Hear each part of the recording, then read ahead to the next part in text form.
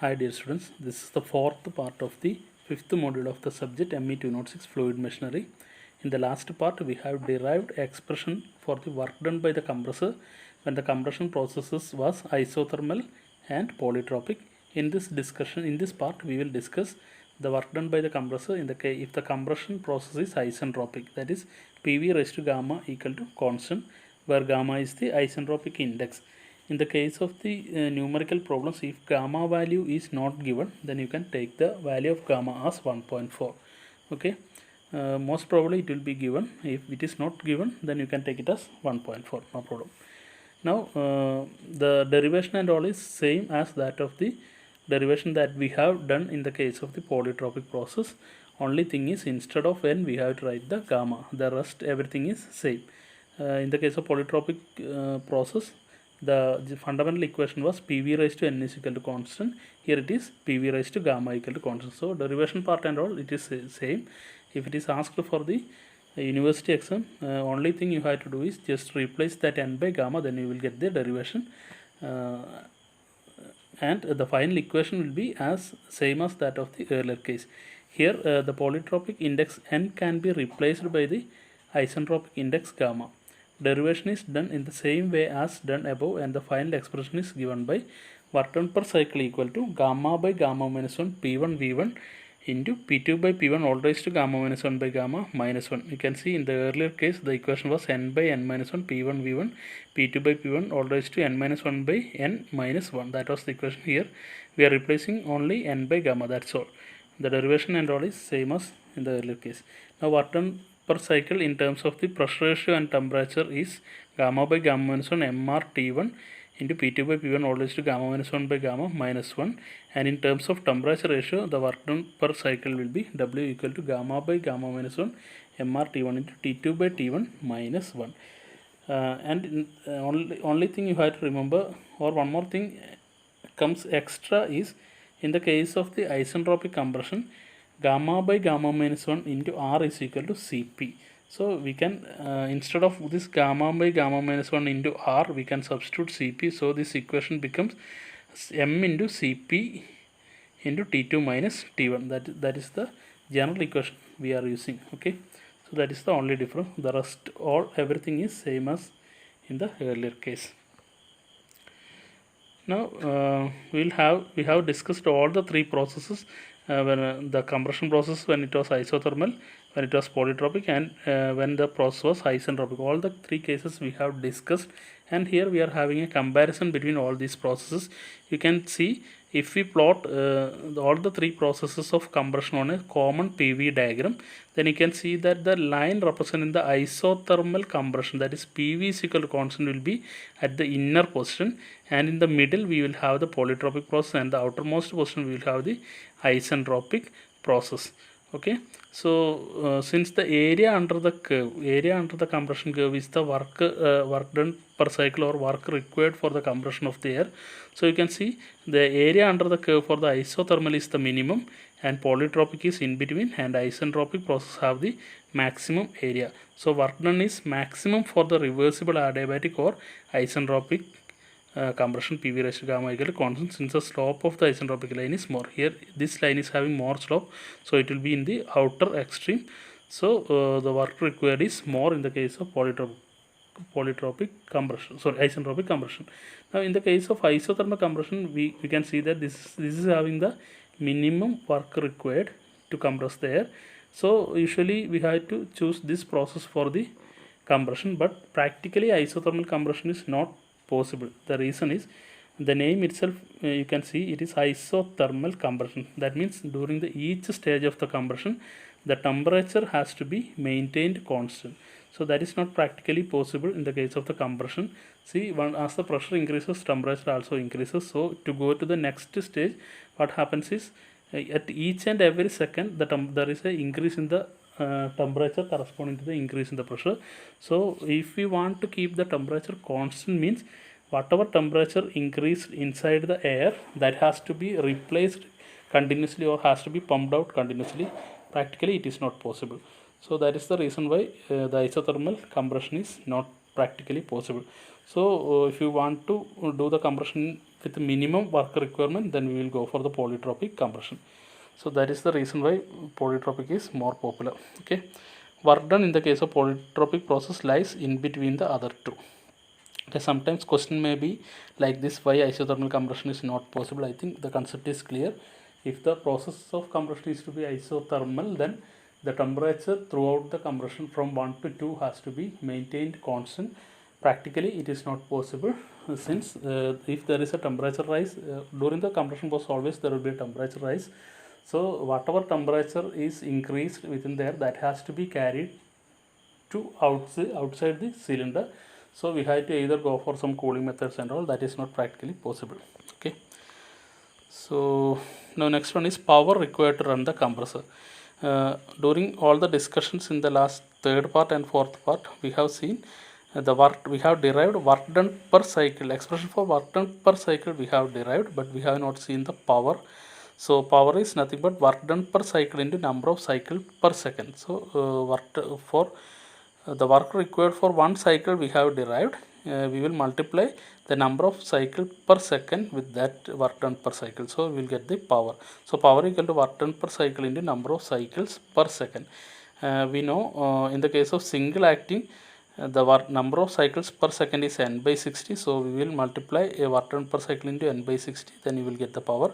In the case of double acting, actually during one cycle two discharge will be there, so the number of cycles per second is 2n by 60. 2 discharge will be there, or number of discharge per cycle will be double, so we will multiply 2n by 60. So work done per cycle into 2n by 60 is the power in the case of the double acting compressor. So please note these two equations. In the case of single acting, we will multiply work done per cycle into n by 60. Here we will multiply with 2n by 60. So the rest work done per cycle equation will be same in the case of single acting as well as the double acting. In this both case, we will calculate work done per cycle using the equations derived in the earlier cases, and we will just multiply n into n by 60 in the case of single acting, 2n by 60 in the case of double acting to calculate the power. Okay. Now next important concept in the field of the air compressors are the clearance volume. So in the earlier case and all, we have not considered that clearance volume. So we will see what is the clearance volume and what is its effect on the performance of the compressor. So some clearance is provided at the end of the stroke for the valve movement called the clearance volume. You can see the piston is moving to and fro within the cylinder. It should not and it is moving in the very fast rate, and finally once it reaches to the top dead center, there is a possibility that the piston will strike with the valves fitted at the top of the cylinder. So in order to prevent the striking of the piston to the valves, there is a small clearance provided in between. That clearance is called the clearance volume. That volume is called the clearance volume. Usually the clearance volume is expressed as a percentage of the stroke volume. So as you can see, this is the stroke volume, and the clearance volume is expressed in terms of the percentage of the stroke volume. You can see this is the clearance volume. This small volume is the clearance volume in the PV diagram. This is the PV diagram. Actually compression starts from 1 to 2 is the compression, 2 to 3 is the delivery of the compressed air. Initially in the earlier case, if we are not considering the clearance volume, we are assuming that the discharge or delivery of the compressed air is taking place till it reaches the point 6, that is at this point. But in the case of the clearance volume, the full expansion will not be the delivery will be only up to this point 3. That means some volume of the compressed air will be there left inside the cylinder in between the piston and the valve. That volume is called the clearance volume. So this small volume V3 corresponding to this point 3, you can see this is V3. So this small volume is the clearance volume. Clearance volume is nothing but this V3. Now the piston is moving backward. So what happens is, air is initially, in the case of the earlier case, what we have assumed is once the piston moves backward from 5, the suction is taking place. But as we know, since a small amount of compressed air is there already inside the cylinder, so once the piston moves backward from the point 3, what happens is that compressed air within the cylinder is initially expanding to point 4. So 3,4 is actually the expansion of the compressed air that is already stored within that clearance volume, or left out air within the clearance volume, that will expand initially from 3 to 4. So actual suction of the air will take place from point 4. So 4 1 is the actual suction. So 1 2 is the compression, 2 3 is the delivery, 3 4 is the expansion of the compressed air already present inside the cylinder. This part was missing in the earlier case. There is no expansion. What we are assuming is, if there is no clearance volume, then what we are assuming is whatever air is there inside the cylinder is completely discharged through the cylinder. But in the case of the clearance volume, some air will be left out within the cylinder, that is expanding. So expansion part is missing in the earlier case. Here one expansion of the compressed air is extra. So 4 1 is the suction, actual suction. You can see here this small volume is the clearance volume, and this is the swept volume. Swept volume V1 minus V3, that is the swept volume. Here V1 is the final volume after the suction, and V1 minus V3, this much is the V3. So V1 minus V3 will be the swept volume. Swept volume is nothing but the volume of the air trapped within the cylinder once the piston moves from inner dead center to outer. Now this is the inner dead center. Sorry, this is the outer dead center, this is the inner dead center. This is the top dead center, this is the bottom dead center. So this is the swept volume, and actually 3 4 is the expansion. So actual suction will take place from point 4 only. So this much volume, that is V1 minus V4, is the effective swept volume. This term is called the effective swept volume. So I have explained three terms. One is effective swept volume. Effective swept volume is nothing but the actual volume of air sucked into the cylinder. That is the starting point of the actual suction is at 0.4 and ending is 1. So V1 minus V4 is the actual or effective swept volume. Now but the piston moves from the top dead center. Top dead center of the piston is at 3 and bottom dead center is at 0.1. So as the piston moves from 3 to 1, we are assuming that air is sucked into the cylinder. So that is what is, by definition, it is the swept volume. Swept volume is the volume of air sucked into the cylinder during the one stroke of the piston from top dead center to bottom dead center. So actually volume V1 minus this V3, that will be the swept volume. Now this small volume of the air swept in left in the space between the cylinder and the valve when the piston is at the top dead center, that is what is known as the clearance volume. That small volume is clearance volume. So I think all the concepts are clear. Now total volume is nothing but this entire volume, that is swept volume plus clearance volume will be the total volume. Okay. Now I will explain the concept. 1 to 2 is the compression of the air. At point 2 delivery valve will open. You can see 1 2 is the compression. You can see 1 2 is the compression. At point 2 delivery valve will open, and 2 3 is the compressed air is delivered through the valve. At point 3 delivery valve of the compressed air stops, and the left out volume of the compressed air is the clearance volume. And 3 4 is the piston start moving towards right. This makes the trapped air in the clearance volume to expand. The expansion of the trapped air in the clearance volume is according to the law PV raised to N is equal to constant. You can see here the compression is having a particular law. If it is polytropic compression, then PV raised to N is equal to constant. If it is isentropic compression, then the law is PV raised to gamma is equal to constant. Similarly, the expansion also is according to the some basic law.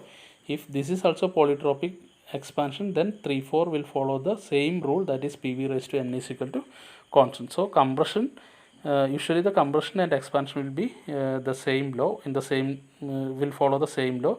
If it is specifically given compression is polytropic and it is isentropic, then you have to use the different equation to calculate the work done in the different cases. Anyway, both compression and expansion will definitely have some law for expansion and compression. So based on that, it can be polytropic or isentropic. Anyway, we are assuming here it is polytropic. That's why according to the law, expansion is PV raised to N is equal to constant. So at point 4 the suction valve opens. See, at point 4 only the suction valve is getting opened. Till 3 4 it is expansion. At point 4 the suction valve opens. So 4 1 is the actual suction.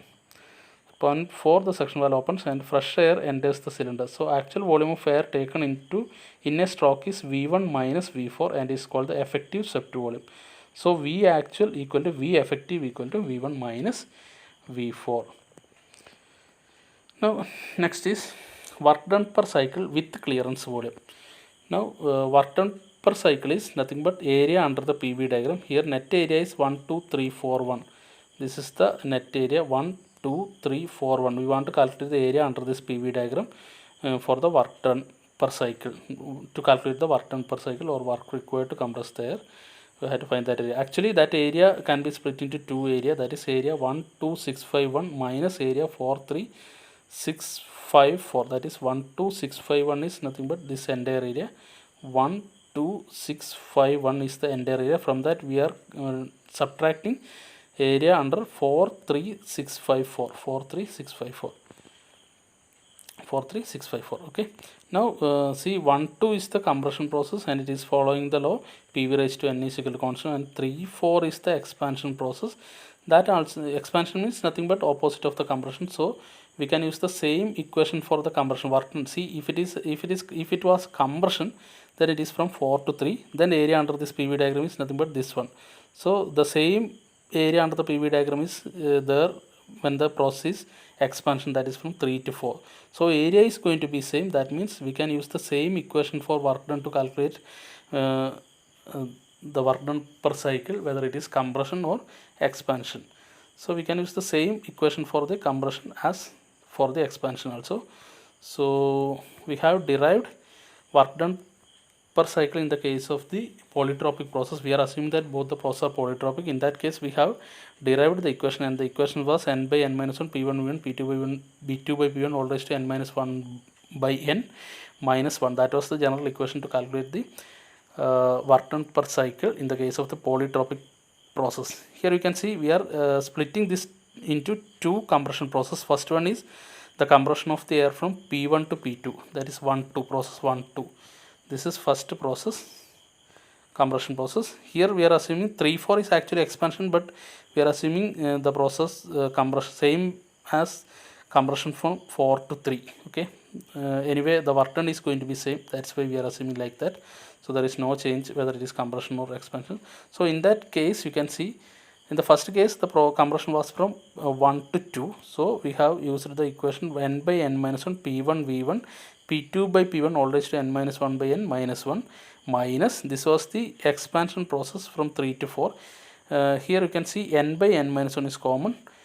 Finally the final pressure is actually the expansion is from 3 to 4 and the final pressure is P4, but you can see from the PV diagram P4 is same as that of the P1 equal to P4, and here you can see that P2 equal to P3.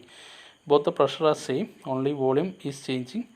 So instead of P4 we are using, actually the equation is n by n minus 1 P4 V4, but instead of P4 we are using P1 since P4 equal to P1. So this becomes n by n minus 1 P1 V4. Instead of V4 there is no, we can't use V1 since V4 and V1 is different. So here it is must to use V4, and you can see here actually the pressure ratio is from higher pressure is P3 and lower pressure is P4, but we know that P2 equal to P3, therefore we will replace P3 by P2, and here instead of P4 we are writing P1, therefore this also becomes P2 by P1 all raised to n minus 1 by n minus 1. You can see n by n minus 1 into P2 by P1 all raised to n minus 1 by n minus 1 is common here and here, that we can take outside, that is n by n minus 1 P2 by P1 all raised to n minus 1 by n minus 1 is common, or sorry P1 also is common, that is n by n minus 1 P1 into P2 by P1 all raised to n minus 1 by n minus 1 is common. So what left here is V1 and what left here is V4. So if all other terms are taken outside, then only terms remaining is V1 minus V4, that is written here. So the entire equation is work done per cycle becomes n by n minus 1 P1 into V1 minus V4 into P2 by P1 all raised to n minus 1 by n minus 1. Now you can see this V1 minus V4 is the actual volume of air, where V1 minus V4 is the actual volume and m is the mass of air sucked by the piston per cycle. Now instead of this P1 into V1 minus V4 is the actual volume, instead of this is actually pressure into volume, instead of that pressure into volume we are substituting MRT1. See, this T1 corresponding to this volume, that is V1 minus V4. That is very important. If you are writing this equation in terms of temperature, you have to find out the temperature corresponding to this V1 minus V4. That means you have to study one more concept, that is what is known as the free air delivery. Anyway, we will be discussing that thing, and the other volumetric efficiency, all the efficiencies of the compressors in the next presentation. So by now I think it is enough. We'll see in the next presentation.